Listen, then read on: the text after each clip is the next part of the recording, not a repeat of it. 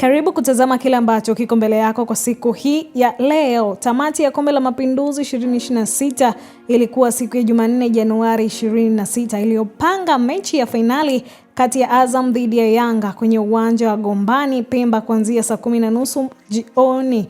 Kabla ya kupigwa mechi hiyo ya fainali ya michuano hiyo iliyoanza Disemba 28, 2025, kulikuwa na nyota wanne waliovuja jasho kwa kucheza mechi zote hadi kutinga hatua hiyo. Wachezaji hao ni makipa Yanga, Aish Manula wa Azam pamoja na mabeki Shedrack Boka na Frank Asisk.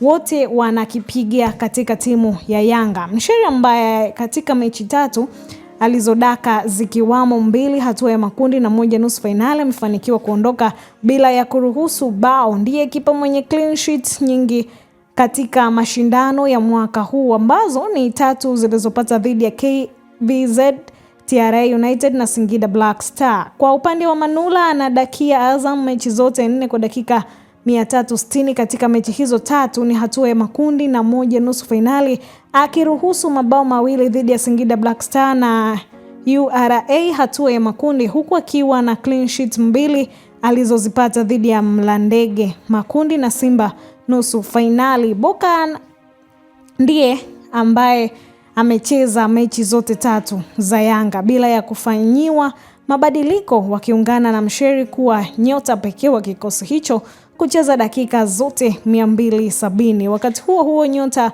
wawili wa Abraham wa URA na Adam Omar Adam wa TRA United wakiweka rekodi ya wachezaji walioingia tokea benchi, lakini hawakumaliza mechi, wakatolewa baada ya muda kidogo wakichafua. Alianza Adam wakati wa TRA United ikitoka sare ya mabao 1-1.